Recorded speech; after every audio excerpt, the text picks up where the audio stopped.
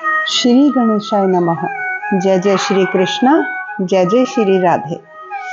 तो आज भक्तों हम जानेंगे त्रिस्पर्शा व्रत कि ये त्रिस्पर्शा व्रत क्या है और इसकी महिमा क्या है, क्यों ये व्रत करना चाहिए, क्यों भगवान महादेव नारद जी को कह रहे हैं कि ये व्रत करो। तो आज हम भी जानेंगे, क्योंकि महाराज बहुत ही ज़्यादा फलदायक है ये व्रत। तो इस वीडियो को आपको सब्सक्राइब करना है, मेरी विनती है आपसे, और ज़्यादा से ज़्यादा इस वीडियो को शेयर करके आप पुण्य की प्राप्ति करें महाराज। तो सबसे पहले हम ये जानेंगे कि त्रिस्पर्शा व्रत है क्या। पद्म पुराण के अनुसार जब एक ही दिन यानी कि 24 घंटे के अंदर अंदर एक ही दिन एकादशी, द्वादशी तथा रात्रि के अंतिम पहर में त्रयोदशी भी हो तो उसे त्रिस्पर्शा एकादशी समझना चाहिए। यानी कि 24 घंटे के अंदर महाराज एकादशी, द्वादशी और रात्रि के अंतिम पहर में जो थोड़ा सा त्रयोदशी को भी छुए तो इसको त्रिस्पर्शा एकादशी का व्रत समझना चाहिए महाराज, और इसको बिल्कुल भी नहीं छोड़ना चाहिए, बिल्कुल भी नहीं छोड़ना चाहिए। ये एकादशी के व्रत है महाराज। जो लोग एकादशी करते हैं उनका तो अपने आप ही हो जाएगा, लेकिन जो लोग एकादशी नहीं भी कर रहे हैं तो वो ये ध्यान रखें कि जो एकादशी द्वादशी और त्रयोदशी को भी छू रही है, यानी कि वो जो त्रिस्पर्शा है उसको बिल्कुल बिल्कुल बिल्कुल भी नहीं छोड़ना है महाराज। मेरी विनती है आपसे, क्योंकि जब मैं आपको इसकी महिमा सुनाऊंगी तो आप लोग स्वयं ही जान पाएंगे कि मैं क्यों कह रही हूँ। और एक बहुत ही ध्यान देने योग्य बात है, जो लोग एकादशी करते हैं इसमें भगवान कह रहे हैं, स्वयं भगवान कृष्ण बोल रहे हैं कि व्रत में 10वीं वेद का दोष मैं नहीं क्षमा करता। यानी कि जिस एकादशी में 10वीं का थोड़ा सा भी अंश है वो एकादशी कभी नहीं करनी चाहिए। भगवान स्वयं कह रहे हैं, मैं नहीं कह रही हूँ।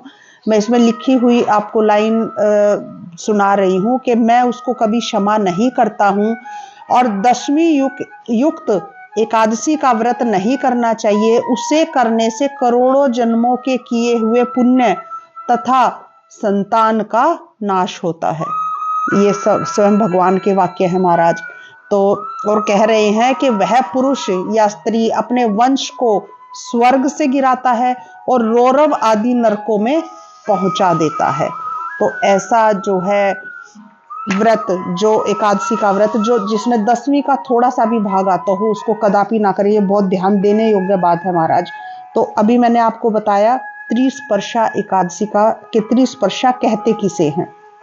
अब महाराज हम इसकी महिमा को जानते हैं कि क्यों ये व्रत करना इतना जरूरी है, क्यों मैं आपको कह रही हूं।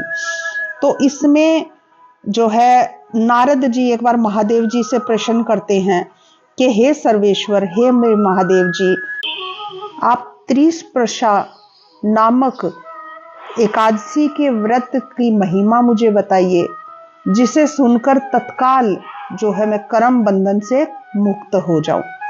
लोग जो है तत्काल कर्म बंधन से मुक्त हो जाए, ऐसे त्रिस्पर्शा व्रत की महिमा आप मुझे बताइए। ये नारद जी जो है महादेव जी से पूछते हैं। अब स्वयं महादेव जी कह रहे हैं कि हे नारद, यह व्रत संपूर्ण पाप राशि का शमन करने वाला और महान दुखों का विनाशक है। कितने भी दुख आपके जीवन में महाराज हो उनका नाश करने वाला है, अगर आप सविधि इस व्रत का जो है पालन करते हैं तो। और आपकी राशि, आपकी जितनी भी राशियों में ग्रह में जितने दोष है, जितने पाप है, उनका शमन करने वाला है, उनका तत्काल नाश करने वाला महाराज ये व्रत है।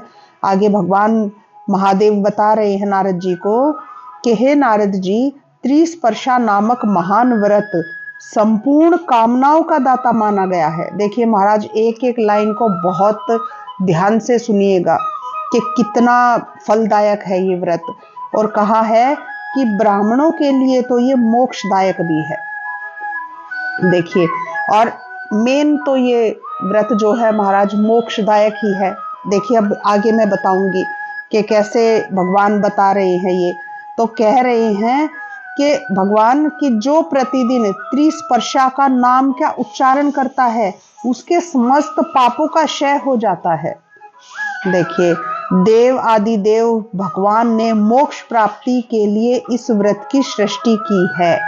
तो किसकी, इसलिए इसे वैष्णवी तिथि भी कहते हैं।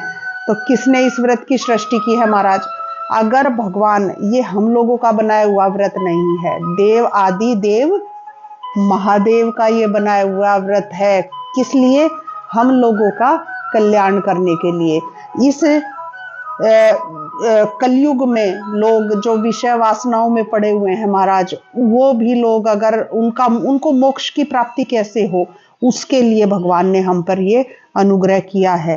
भगवान शंकर ने इस व्रत की सृष्टि की है, स्वयं पद्म पुराण में ये लिखा हुआ है। तो हमें बिल्कुल नहीं छोड़ना है महाराज।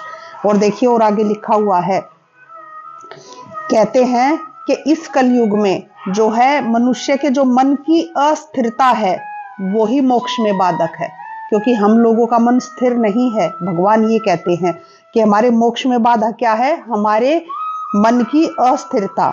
जो ध्यान धारणा से वर्जित, विषय परायण तथा काम भोग में आसक्त हैं।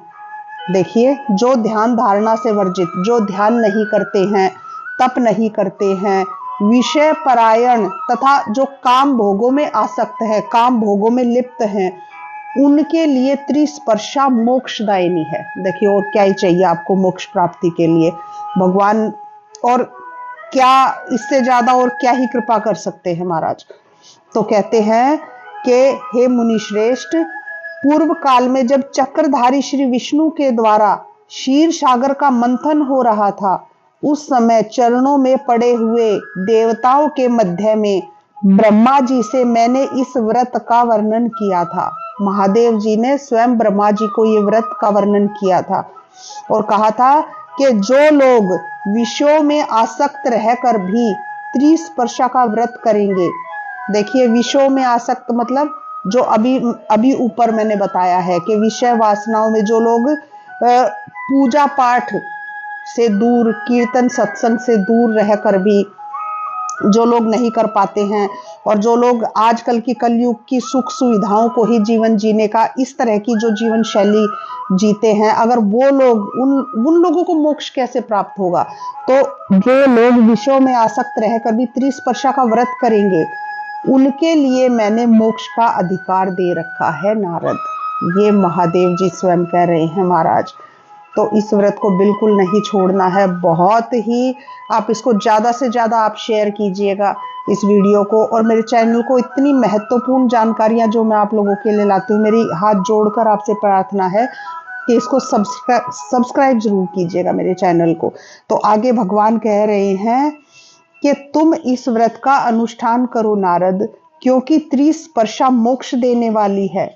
बड़े बड़े मुनियों के समुदाय ने इस व्रत का पालन किया है। देखिए पहले भी किया है, ऐसा नहीं है कि भगवान अभी नारद जी को ये बता रहे हैं करने के लिए। और यदि कार्तिक शुक्ल पक्ष में, कार्तिक मास के शुक्ल पक्ष में सोमवार या बुधवार से युक्त त्रिस्पर्शा एकादशी हो तो वह करोड़ों पापों का नाश करने वाली है। ये भगवान महादेव स्वयं बता रहे हैं महाराज। और भगवान कह रहे हैं कि हे विप्रवर, पापों की तो बात ही क्या है, त्रिस्पर्शा के व्रत से ब्रह्म हत्या आदि महापाप भी नष्ट हो जाते हैं। देखिए इससे ज्यादा और क्या ही लोगे आप लोग। भगवान स्वयं इस व्रत की जो है का बता रहे हैं कि इसको व्रत के करने से क्या आप फल प्राप्त कर सकते हैं, मोक्ष आप प्राप्त कर सकते हैं। ब्रह्म हत्या, कितने भी आपकी जो पाप राशि, आपकी राशि में जितने भी आपके जीवन भर में अब तक भी छोटे बड़े जो भी आपने पाप किए हैं वो नष्ट हो सकते हैं और आप अंत में मोक्ष की प्राप्ति कर सकते हैं। तो महाराज इससे ज्यादा तो और हमें कुछ भी प्राप्त नहीं हो सकता है। इससे महत्वपूर्ण जानकारी अपना जो है कल्याण करने के लिए। तो आगे कह रहे हैं भगवान कि प्रयाग में मृत्यु होने से, देखिए अगर प्रयाग में स्थान में अगर जाकर के मृत्यु हो जाए तो लोग मोक्ष को वैसे ही प्राप्त हो जाते हैं।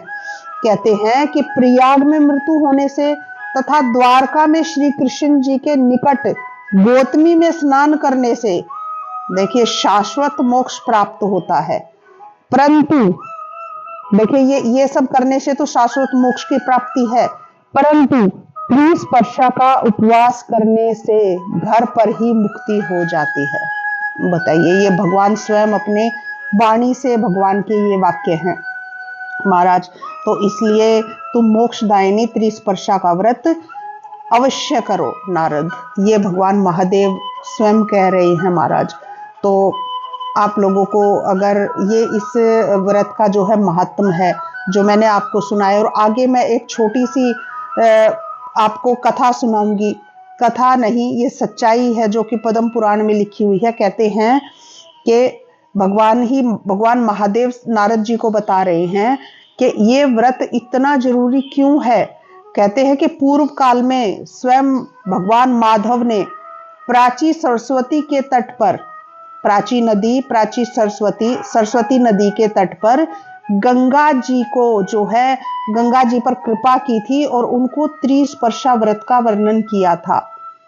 क्यों किया था भगवान माधव ने सरस्वती के तट पर गंगा जी को? क्योंकि गंगा जी ने उनसे पूछा था, क्या पूछा था कि हे माधव, मेरे जल में, मेरे अंदर जो है मनुष्य करोड़ों करोड़ों पाप करके, पाप राशि वाले मनुष्य जो है वो मेरे जल में स्नान करते हैं और अपने उनके पाप और दोष से मेरा शरीर जो है वो कलुषित हो गया है, अपने सारे पाप गंगा जी में छोड़ जाते हैं। तो हे गरुड़ ध्वज, मेरा यह पातक कैसे दूर होगा, यानी कि मेरा ये पाप कैसे दूर होगा? जो इतने लोग आते हैं, करोड़ों लोग आते हैं और अपना पाप छोड़ के चले जाते हैं स्नान करके। तो भगवान सरस्वती के तट पर गंगा जी को क्या कह रहे हैं, गंगा जी पर क्या कृपा कर रहे हैं? भगवान माधव स्वयं कह रहे हैं कि तुम 30 वर्षा का व्रत करो गंगा, यह 100 करोड़ तीर्थों से भी अधिक महत्वशालिनी है। करोड़ों यज्ञ, बहुत ध्यान से सुनिएगा महाराज, करोड़ों यज्ञ, करोड़ों व्रत, करोड़ों तरह का दान, जप, होम और सांख्य के योग से भी इसकी शक्ति ज्यादा है। देखिए, और क्या ही लोग है महाराज, करोड़ों तीर्थों में आप चले जाओ जो कि हम कर ही नहीं सकते, संभव ही नहीं है, या करोड़ों यज्ञ कर ले, या व्रत कर ले, अनुष्ठान कर ले, दान कर ले, जो जप, होम, तप, सबसे देखिए किससे इसकी तुलना की गई है। भगवान स्वयं माधव बता रहे हैं गंगा जी को कि उनका पाप कैसे कट सकता है, और इतना महत्म है इसका 30 वर्षा एकादशी अगर हमें मिल जाए तो। और आगे कह रहे हैं भगवान कि यह धर्म, अर्थ, काम और मोक्ष, इन चारों पुरुषार्थों को देने वाली है। ऐसा है, नदियों में श्रेष्ठ गंगा 30 वर्षा व्रत जिस किसी महीने में भी आए, वह शुक्ल पक्ष में हो या कृष्ण पक्ष में, उसका अनुष्ठान करना ही चाहिए। देखिए महाराज, ये बहुत महत्वपूर्ण जानकारियां हैं। बहुत लोगों से मैंने खुद भी सुना है कि वो कहते हैं कि सिर्फ हम शुक्ल पक्ष की एकादशियां करेंगे। नहीं, बिल्कुल नहीं। ये मैंने सब पुराणों में जो पुराणों का मैंने अध्ययन किया है उसमें बिल्कुल साफ साफ ये लिखा हुआ है कि दोनों ही एकादशियां महत्वपूर्ण हैं। अगर आप एक एकादशी करते हैं तो उससे बल्कि पाप लगता है। दोनों, चाहे वो कृष्ण पक्ष की हो या शुक्ल पक्ष की, अगर आप भेद करते हैं, माफ कीजिएगा, अगर एक एकादशी करते हैं तो नहीं, अगर उनमें भेद करते हैं तो आप पाप के भागी बनते हैं। तो महाराज, ये था 30 वर्षा एकादशी का व्रत की महिमा। और 30 वर्षा है क्या? एकादशी का तो मैंने पहले भी अपनी वीडियो में डाली है, लेकिन 30 वर्षा का आज मैं बताना चाह रही थी कि जो लोग एकादशी करते हैं उनको एकादशियों के बारे में पूर्ण जानकारी होनी आवश्यक है। तो महाराज, इसी के साथ मैं विदा लेती हूँ, ये वीडियो यहीं पे समाप्त करती हूँ। मेरी प्रार्थना है कि इस वीडियो को जितना हो सके आप लोग, अगर आप भगवान को मानते हैं तो आप इसको अवश्य शेयर करें। बोलिए शंकर भगवान की जय हो। जय जय श्री कृष्णा, जय जय श्री राधे।